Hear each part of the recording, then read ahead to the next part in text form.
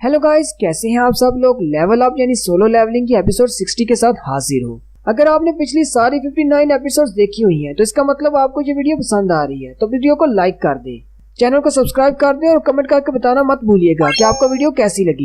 Last episode के and पे हमने देखा था जिन्हू माइकल कॉर्नर से मिलने के लिए होटल में जाता है, जहाँ पर माइकल कॉर्नर उसे कहता है हमारे पास वाकई में एक ऐसा हंटर है जो कि दूसरों की एबिलिटीज को बढ़ा सकता है। उसी वक्त वो अपने बंधु से कहता है जल्दी से मिसिस सेलर को लेकर आओ। वो हंटर एक औरत होती है। माइकल जिन्हू को बताता है पूरी दुनिया में यही एक ऐसी हंटर है जो कि दूसरे हंटर्स की छुपी हुई एबिलिटीज को जगा सकती है और उनकी पावर्स को इंक्रीज कर सकती है। उस हंटर का नाम नॉर्मा सेलर होता है। जिन्हू उसकी तरफ देखता और सेंस करते हुए कहता है वाकई में इसकी मैजिकल एनर्जी थोड़ी सी डिफरेंट है। नॉर्मा सेलर आकर उसके सामने बैठ जाती है। माइकल नॉर्मा से कहता है अपनी एबिलिटीज को संग जिन्हू के सामने एक्सप्लेन करो। नॉर्मा जिन्हू की तरफ देखती है और कहती है तुम्हारी आंखों के रिएक्शंस देखकर लगता है तुम्हें इस बात पर यकीन नहीं आ रहा, लेकिन एक बार जब तुमने इसको एक्सपीरियंस कर लिया तो तुम्हें यकीन हो जाएगा कि मैं बिल्कुल ठीक कह रही हूँ। नॉर्मा आगे बढ़ती है और जिन्हू से कहती है जैसे कि तुम भी ये बात जानते हो कि हर हंटर की एक लिमिट होती है, कोई भी अपनी लिमिट को क्रॉस नहीं कर सकता, और अगर तुम एक रीअवेकन नहीं हो तो तुम कभी भी एक हायर रैंक तक नहीं पहुंच सकते। यही हंटर्स के लिए बेसिक नॉलेज है जिसे सभी हंटर्स जानते हैं।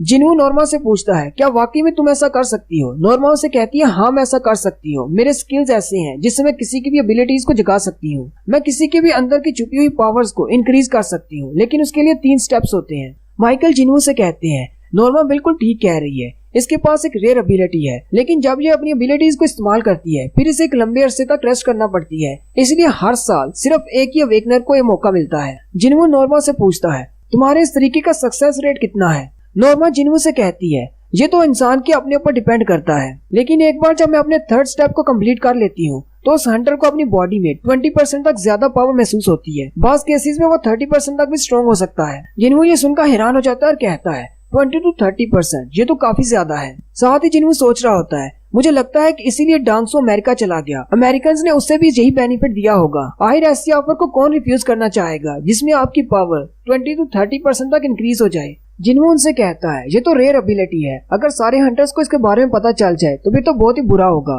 माइकल उसे कहती है इसलिए नॉर्मा हमारे साथ कॉन्ट्रैक्ट में है, बाहर की दुनिया को इसके बारे में कुछ भी नहीं पता, हम इसे एक रीजनेबल अमाउंट देते हैं और ये हमारे लिए काम करती है, और हर साल सिर्फ हमारे चुने हुए हंटर्स को ही ये मौका मिलता है कि इसकी एबिलिटी से फायदा उठा सके। माइकल जिन्हू से कहती है ये सारी इन्फॉर्मेशन एक गिफ्ट की तरह है जो हम तुम्हें देना चाहते हैं। जिन्हू कहता है मुझे तो ये गिफ्ट से ज्यादा एक डील लग रही है। माइकल जिन्हू से कहते हैं अगर तुम यूनाइटेड स्टेट्स में आने के लिए राजी हो जाते हो और अमेरिकन हंटर बन जाते हो तो तुम्हें ये एबिलिटी गिफ्ट में मिलेगी। सिर्फ यही नहीं, तुम अमेरिका में जिस भी गिल्ड को ज्वाइन करना चाहो उसका नाम बता दो, हम बंदोबस्त कर देंगे। साथ ही नॉर्मा जिन्हू से कहती है जल्दबाजी की कोई जरूरत नहीं, पहले तुम्हें थोड़ा सा डेमो देते हैं, चलो फर्स्ट स्टेप हम आज ही कंप्लीट करते हैं। जिन्हू उसकी बात सुनकर हैरान हो जाता है। नॉर्मा उसे कहती है हमने तुमसे कहा था ये गिफ्ट है और गिफ्ट फ्री में दिया जाता है। माइकल जिन्हू से कहते हैं हाँ बिल्कुल ये गिफ्ट है, क्या तुम इसको पर्सनली एक्सपीरियंस करना चाहोगे। जिन्हू उनसे कहता है क्या वाकई में ये बिल्कुल फ्री है, क्योंकि मैंने अभी तक अमेरिका जाने का कोई फैसला नहीं किया। नॉर्मा जिन्हू से कहती है अपना हाथ मुझे पकड़ाओ। फिर वो उसका हाथ पकड़ लेती है और उसे कहती है मेरी आंखों में देखो, ये हमारा 3 में से पहला स्टेप होने वाला है। जबकि माइकल अंदर ही अंदर खुश हो रहे होते हैं और कहते हैं लड़का जाल में फंस चुका है, एक बार इसने नॉर्मा की एबिलिटीज को देख लिया, ये लाजमी तौर पर हमारे साथ जाने के लिए राजी हो जाएगा, हो सकता है ये अभी हमारे साथ कॉन्ट्रैक्ट को साइन कर ले।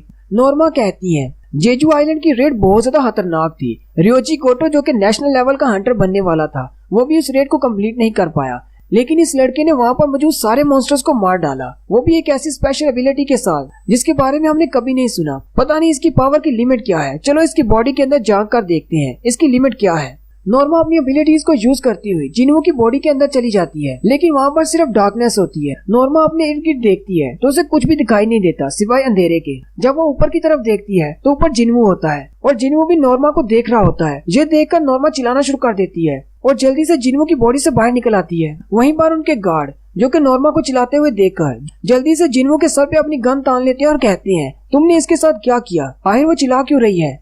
माइकल चिल्लाकर गार्ड से कहते हैं कहीं तुम पागल तो नहीं होगे, क्या तुम्हें पता भी है तुम किस पर गन तान रहे हो। वो गार्ड परेशान होते हैं और माइकल से कहते हैं लेकिन मिसिस सेलर का क्या करें। माइकल उसे कहते हैं अगर तुम मिसिस सेलर को लेकर परेशान हो तो जाकर उसकी केयर करो, इसके ऊपर बंदूक मत तानो। साथ ही माइकल जिन्हू से माफी मांगते हैं और कहते हैं हमारे एजेंट्स को माफ कर दें, ये बहुत ज्यादा बेवकूफ है। जिन्हू वो भी बहुत ज्यादा हैरान होता है और मिसिस नॉर्मा से कहता है क्या आप ठीक है। माइकल आगे बढ़ते हैं और अपने एजेंट से कहते हैं अगर तुम्हारे एजेंट से इस तरह की हरकत थॉमस आंद्रे के सामने की होती तो हम सब लोग इस वक्त मारे जा चुके होते। हमेशा मेरी इस बात को याद रखना, दोबारा इस तरह की हरकत नहीं होनी चाहिए। फिर माइकल आगे बढ़ता है और मिसेस सेलर से कहता है, आपको तो बहुत ज्यादा पसीना आ रहा है, क्या हुआ? आप इतने ज्यादा घबरा क्यों गई हैं? माइकल जिनवू से कहते हैं, मिसेस सेलर ठीक नहीं है, इसलिए तुम अभी के लिए चले जाओ, क्या हम तुमसे बाद में राब्ता कर सकते हैं? जिनवू से कहता है, ठीक है, मैं अभी के लिए जा रहा हूँ। साथ ही वो एडम से कहते हैं, जिनवू को इसके घर तक छोड़ाओ। जिनवू के वहाँ से जाने के बाद माइकल सेलर नॉर्मा से पूछते हैं, क्या हुआ? आखिर तुमने ऐसा क्या देख लिया जो तुम इतना ज्यादा घबरा गई हो? मिसेस सेलर चिल्लाते हुए कहती हैं, वो एक किंग है और वो बहुत ज्यादा पावरफुल है। माइकल उसे कहता है, तुम्हारे कहने का मतलब क्या है? क्या वो एक नेशनल लेवल के हंटर के बराबर है? नॉर्मा सेलर उसे कहती है, नहीं, मुझे नहीं पता, मैंने ऐसा पहले कभी कुछ महसूस नहीं किया। वो वाकई में एक किंग है, लेकिन बाकी सबसे बहुत ज्यादा मुख्तलिफ है। जब मैंने उसके अंदर झांक कर देखा तो वो भी मेरी तरफ देख रहा था। उसकी बॉडी के अंदर जो भी था वो एक शैडो था।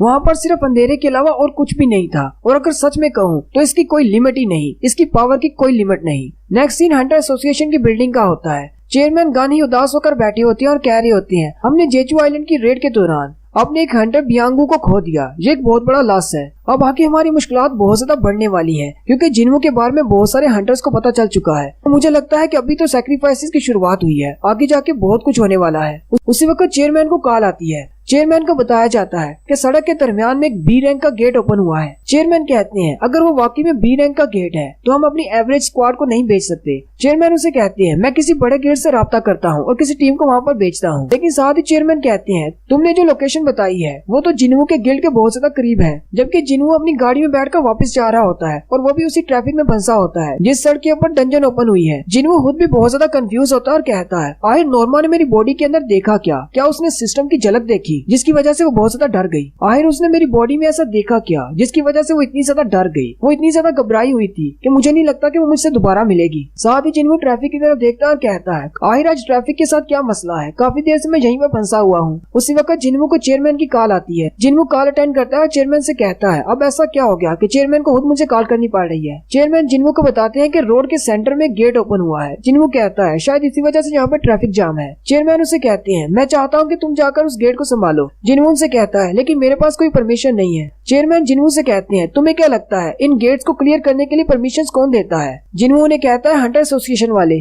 चेयरमैन गानी उसे कहते हैं, और मैं कौन हूँ? मैं इस एसोसिएशन का चेयरमैन हूँ, मैं तुम्हें इजाजत दे रहा हूँ, तुम जाओ। नेक्स्ट सीन उस बी रैंक की डंजन के गेट का होता है। वहाँ पर बहुत सारे पुलिस वाले और कैमरामैन पहले से पहुंच चुके होते हैं और इसकी रिपोर्टिंग कर रहे होते हैं। उसी वक्त जिनवू वहाँ पर आता है।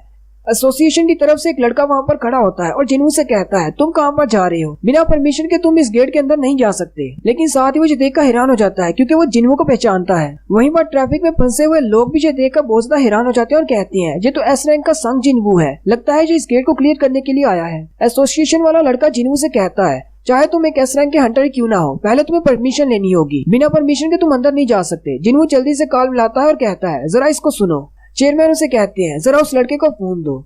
लड़का बहुत ज्यादा घबरा जाता है और कहता है, ये कौन है? जिनवू कहता है, ये कैसा बंदा है जिसकी परमिशन तुम्हें चाहिए होती है? वो लड़का जल्दी से कॉल सुनता है और चेयरमैन की बात मानकर जिनवू से कहता है, ठीक है, तुम अंदर जा सकते हो। जैसे ही जिनवू गेट से अंदर दाखिल होता है, वो लड़का गुस्से में होता है और कहता है, काश इसका पाँव स्लिप हो जाए जिसकी वजह से इसके पाँव में मोच आ जाए। लेकिन जिनवू जैसे ही गेट के अंदर दाखिल होता है, वो सारे बहुत ज्यादा हैरान हो जाते हैं क्योंकि गेट का कलर चेंज हो जाता है, वो एक रेड गेट बन जाता है। और रेड गेट के बारे में आप लोगों को पहले से ही पता है कि रेड गेट के अंदर अगर एक बार चले गए तो गेट क्लोज हो जाता है। जब तक बॉस को नहीं हराते दोबारा गेट अपीयर नहीं होता। वो लड़का हैरान हो जाता है और कहता है, कहीं ये मेरी वजह से तो नहीं हुआ? मैंने उसके लिए बुरा सोचा था और उसके साथ बुरा हो गया। जिनवू गेट के अंदर चला जाता है और कहता है, मैं फिर से एक बार रेड गेट के अंदर आ गया। जिनवू कहता है, डंजन का गेट गायब हो गया है, मुझे लगता है कि मुझे पूरे एरिया को क्लियर करना पड़ेगा। उसी वक्त जिनवू को अपने मॉम की बात याद आती है। उसकी मॉम को पता चल जाता है कि जिनवू हंटर्स का काम कर रहा है। जिनवू की मॉम उसे कहती है, अब हम इस बारे में क्या कर सकते हैं? तुम्हें रीवेकनिंग मिली है और तुम एक एस रैंक के हीरो हो, तुम्हें ये काम करना चाहिए। तुम बहुत सारे लोगों की जान बचा सकते हो, बिल्कुल तुम्हारे फादर की तरह, जैसे तुम्हारे फादर किया करते थे।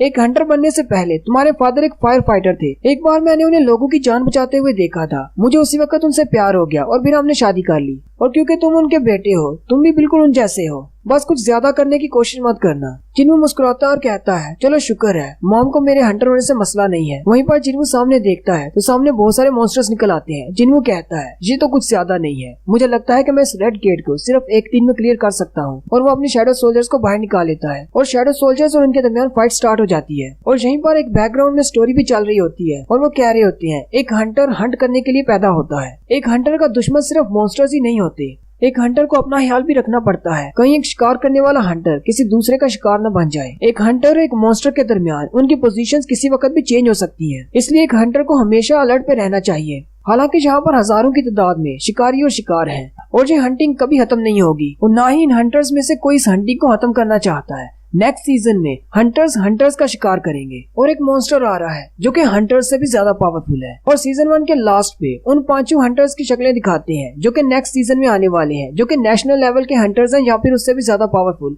इनमें से 2 को तो हम जानते हैं, एक का नाम थॉमस आंद्रे है जबकि दूसरा वो चाइना का हंटर है जिसे हमने शिप पर देखा था। और यहीं पर बहुत सारी मिस्ट्रीज के साथ लेवल अप के सीजन 1 का एंड हो जाता है। वीडियो की एक्सप्लेनेशन अच्छी लगी हो तो कमेंट करके जरूर बताइएगा और इस वीडियो को लाइक लाजमी कर दीजिएगा।